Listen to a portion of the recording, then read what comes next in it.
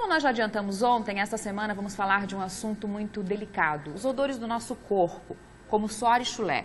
Hoje, para começar a nossa série de entrevistas, o tema é mau hálito.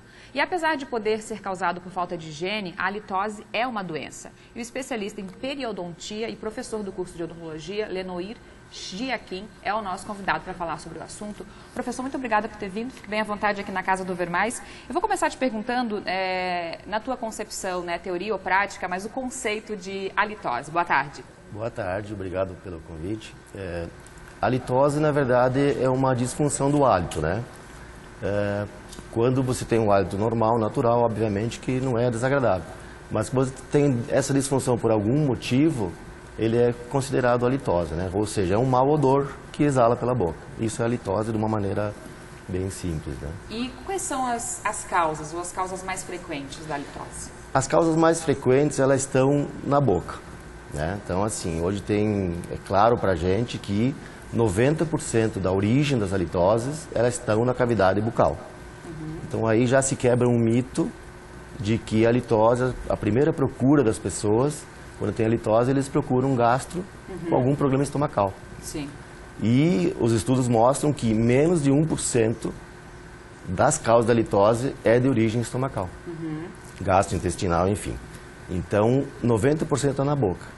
E desses 90%, cerca de 80% é da saburra lingual, que é aquela massa que se forma na língua. Não é nos dentes, então, propriamente dito? A maior causa da halitose, ela se dá na língua. A não ser que nos dentes você tenha alguma alteração, como cárie. A doença periodontal é outro fator bem marcante na halitose. O que seria, doutor? A doença periodontal é uma doença infecciosa, inflamatória, né, que causa a perda de osso, consequentemente tem uma inflamação de todo o processo gengival. E, obviamente, quando você tem um processo inflamatório infeccioso, você tem secreção nesse local. E você tem bactérias. Então, a doença periodontal, ela é assim, sempre que você tem doença periodontal, em 100% dos casos, você tem halitose. Mas nem sempre que tem halitose é por causa da doença periodontal. Mas as causas mais comuns é essa burra lingual na boca, né? A própria periodontite, né? Que é a doença periodontal. As cáries, né? Que não são tratadas. Algum acúmulo de alimento que fica entre os dentes por o excesso de uma restauração, ou um dente quebrado, enfim, alguma coisa que acumule. Né? Doutor, quando você fala que pode ser cárie ou outro tipo de doença ali, ou a língua, aí a gente pensa assim, bom, cárie não é tão fácil de tratar, não é tão simples, enfim, a doença periodontal um pouquinho mais complicado, e na língua seria escovação. É fácil assim ou não? É tão simples assim resolver ou não? Olha só, a língua é um ponto interessante, porque as pessoas acham que escova-dente, higiene, ela se dá escova-dente ou passar fio dental. Se você não fizer uma higienização correta da língua, tá, você tem um acúmulo, além de bactérias, restos alimentares, e a descamação da mucosa, que é o epitélio, ele é um tecido orgânico, ou seja, ele entra em decomposição. Então ele acumula onde? Na língua. E a língua, ela não é uma superfície lisa como se fosse um dente, fácil de limpar, obviamente. Então é mais difícil de limpar, mas tem que ser limpado. As maneiras mais comuns e práticas, né, que se faz é com raspador bucal, tá? Ou mesmo com a escova, escovar a língua, de uma maneira assim. Algumas pessoas têm dificuldade de manhã principalmente, ao colocar a escova lá no fundo da língua, tem um problema de ânsia, de enjoo, então dificulta isso. Mas tem que ir aos poucos, tem que fazer. Tem que fazer. Principalmente de manhã, doutor? Principalmente de manhã, porque durante a noite a gente tem uma diminuição do fluxo salivar, naturalmente. Então é a saliva que dá toda a lubrificação, limpeza, né, da boca. Quando você não tem saliva, você tem bactérias a mais agindo. Então, porque a saliva também ela neutraliza as bactérias. Então durante a noite, se você tem tecido orgânico na língua, né, como eu falei, as bactérias agem mais, então acumulam mais. Se você está em casa, se tiver qualquer dúvida ou alguma experiência que queira compartilhar com a gente, manda aqui no nosso WhatsApp 98405-2073. Aí você falou agora de onde está formado, né, onde forma esse mau hálito. Mas as causas podem ser variadas, por exemplo, desse acúmulo na língua, fora a falta de higiene. Tem algumas causas mais difíceis de descobrir, assim? Olha só, eu digo para ti assim, 90% então é a causa de origem bucal, né?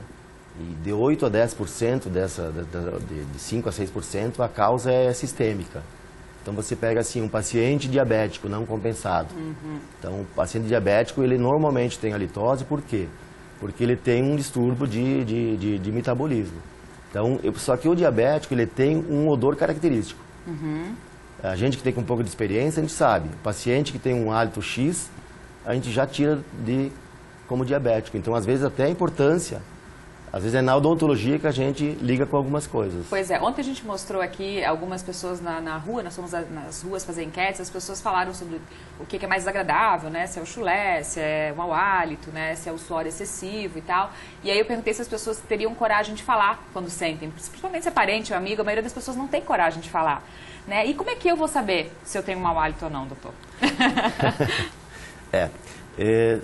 Eu vou só separar duas coisas, tá? O mau gosto na boca e o mau hálito. O mau gosto é quando a gente sente. O mau hálito contra outra pessoa sente. E a gente normalmente não sabe do mau hálito porque a gente faz uma coisa chamada fadiga olfatória. Que a gente, a partir de um período, a gente não sente mais. Já está acostumado. Já está acostumado. É igual ao perfume. Quando você usa sempre o mesmo perfume, daqui a pouco você vai passando mais porque você tem fadiga de olfato. Na halitose é a mesma coisa. Então, assim, ó. A primeira percepção que se tem são as pessoas íntimas.